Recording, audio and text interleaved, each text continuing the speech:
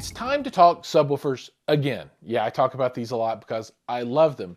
And there's lots of different kinds of subwoofers out there. You know, everything from these big 18s and 21s that I've got laying around to smaller form factor subs like this Aperion Audio Bravus 2 12D. And the smaller form factor subs really have a spot in my heart because these are subwoofers that anybody could use. You don't need a dedicated room. You don't need a home theater that's custom built to house these huge behemoths. And I love the huge behemoths, don't get me wrong. I love them.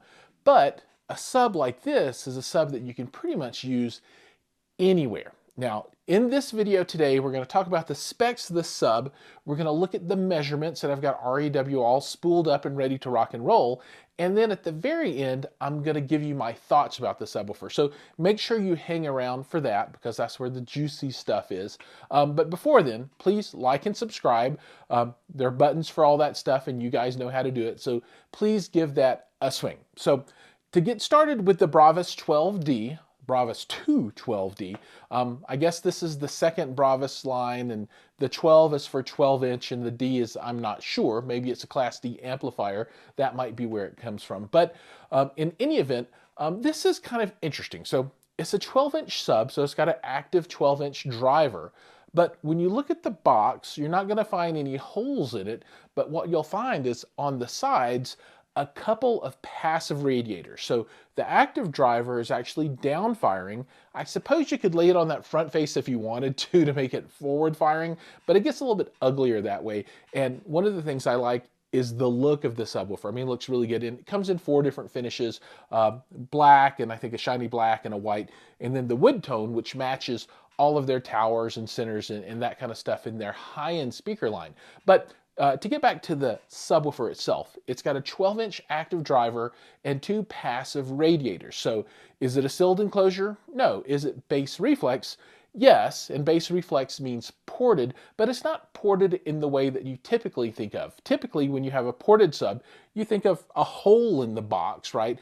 And that's what lets those back waves kind of come back through, right? Well, in this scenario, you've got 2 drivers on the sides, and they're kind of like regular drivers, but they don't have a motor assembly. There's no magnet and voice coil, that kind of stuff. There's just the cone with a weight on it. And as the active driver moves back and forth, that back pressure makes these drivers or passive radiators vibrate to create additional volume. So you get the benefits of a standard ported enclosure. You eliminate some of the downfalls of ported, which is like chuffing and those kinds of things, for a different kind of experience. So if you've not used a passive radiator system before, it's kind of cool and something that you should probably listen to. And we'll go through the measurements, and that might tell you why you want to listen to them, because you get a lot of the benefits of ported, really all of them, and you get rid of some of the negatives. Now, this type of design can be polarizing. You get the camp of folks saying, yeah, I love passive radiators, and then you get the other camp saying, no, I hate them. I kind of fall into the, I think they're cool, right? But the proof is in the pudding, and we're going to get to that pudding right after we go over these specs.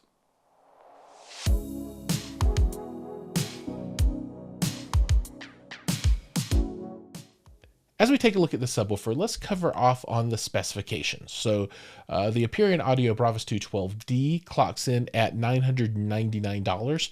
You can get that on sale pretty often for $100, $120 off. So look for this to be probably in the high 800s. This is a 12-inch active subwoofer. It's bass reflex with 2 passive radiators. The subwoofer is down firing with the passive radiators on the side.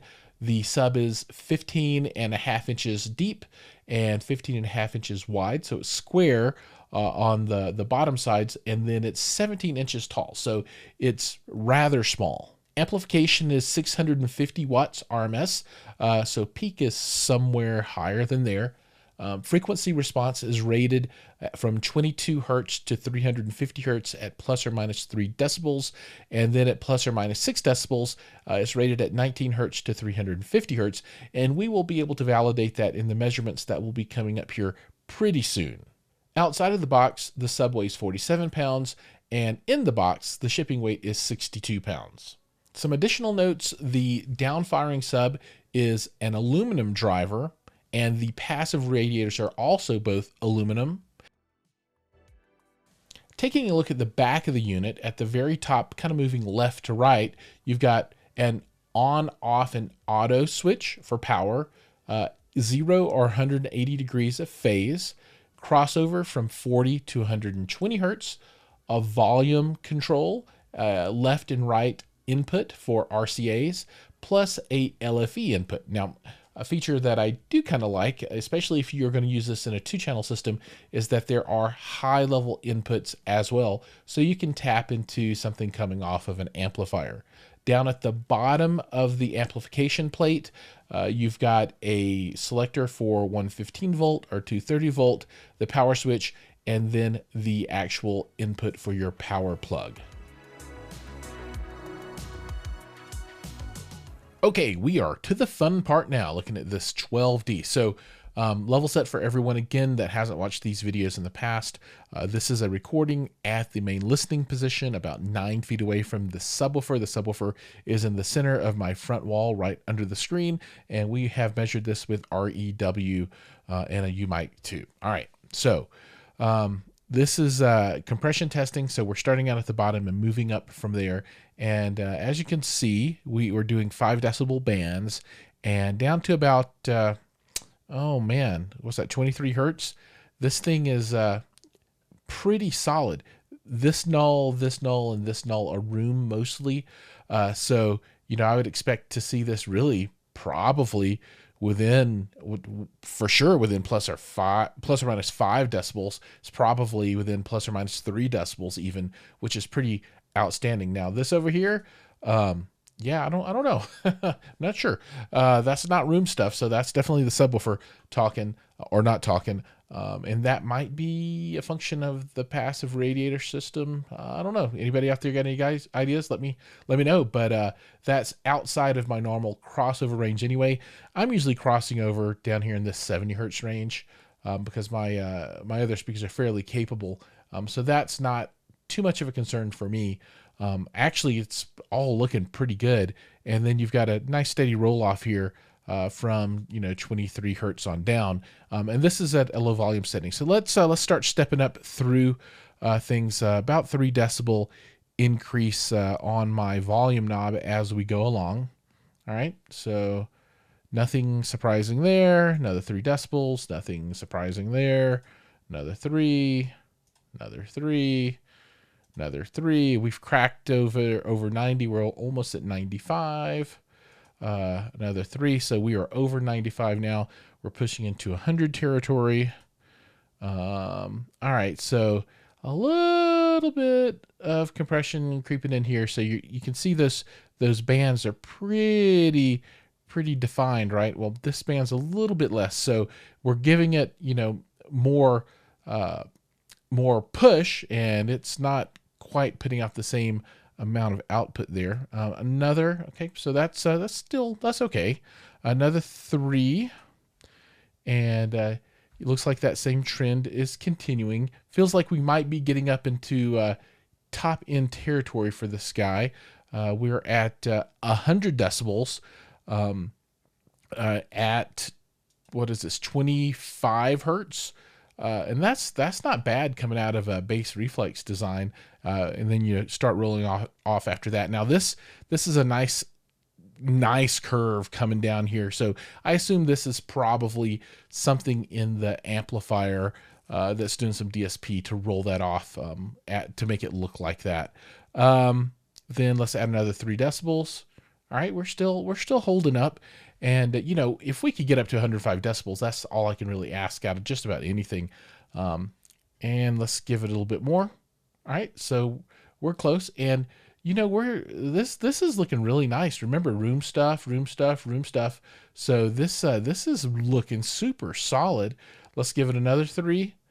All right, it's compressing even more. It looks like right through here in the 25 decibel area, but not struggling, I don't think, at this point. Another 3 to see if we can make it hit 105. Oh, okay. It's done. This is where it's starting to give up. You can see it really, collapses down here a little bit, but it does hit that 105 decibels up here at 47 hertz, and then again at 68. And then remember, with the room stuff going on, this would be pretty flat. I mean, this is an impressive subwoofer. It's rock solid flat all the way up to kind of the limitation of the volume on this guy on the output. And, it's got a nice solid curve. Now, this is obviously, like I said, EQ, DSP kind of stuff, keeping this thing from blowing itself up. So I'm super impressed with this. Now, this has got to be a function over here at the 95 hertz as a function of the design of the subwoofer.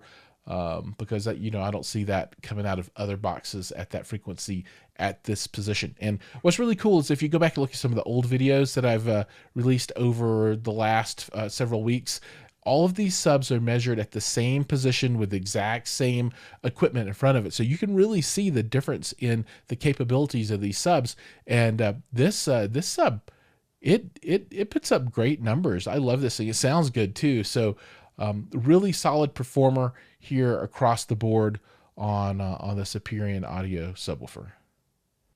So we've told you what the subwoofer is, and we've looked at the measurements, right?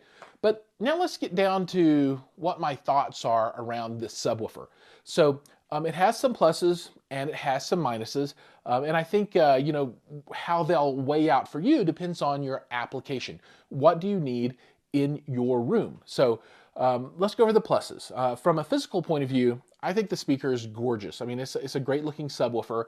I think the size is outstanding, particularly being a bass reflex design. It's really small, right? And you can get this thing anywhere. Performance is good. It's not going to knock your floor out. It's not going to dig down into those 5 hertz range, but it's nice and solid. On the negative side, I guess you get into some of maybe the performance could be a little bit better, but you flip back into it's got a good price, and it sounds kind of the way I like subwoofers to sound. And I don't say that about a lot of ported subs. I really lean toward the sealed enclosures myself. That's where my love is. I like that small enclosure on a sealed sub with a humongous amount of power that costs a lot of money, but you get a lot of performance out of a small space. And this kind of does that. So for me, I really like this because it almost crosses over into the, well, it feels like it sounds like I've got a seal sub, but it's actually a bass reflex, so you're actually getting all that extra performance. So for those of you out there that's weighing, sealed versus ported and thinking to yourself, which way do I go? For me, generally, if you're going to run one subwoofer, you definitely want to try and go ported, I would think. And that's for music or home theater because you get so much more output out of a ported enclosure. Now, if you're moving on and you're going to have 4 subwoofers and you have some money to spend, maybe sealed is the right way to go because they do dig deeper at higher volumes than a bass reflex or a ported enclosure when you get way down low. And when you have multiples of them, it kind of allows you to make up for the performance loss that you take in a sealed environment. Now, totally off topic there, but we'll get back to the Aperion Audio Bravus 2 12D. So like I said, there are pros and cons. Performance isn't humongously deep on the low end. I think it's got plenty of output, but it kind of feels like a sealed enclosure to me. It's got that sound and that size, so I really, really like it from that point of view. Aesthetically, like I said, really adds to the feel of the speaker. I think it looks good in your room, and for value of money, I think is a very, very good value. So for me, I give this thing like 1 3/4 thumbs up, which is high praise. This sub does everything I need it to in a small form factor, and I think most folks using this in a media room or maybe 2 of these for more of a dedicated theater are going to be very, very happy. So thank you so much for watching. Make sure to like and subscribe, ring the bell, all that normal stuff. And as always, I'll see you guys in the next video.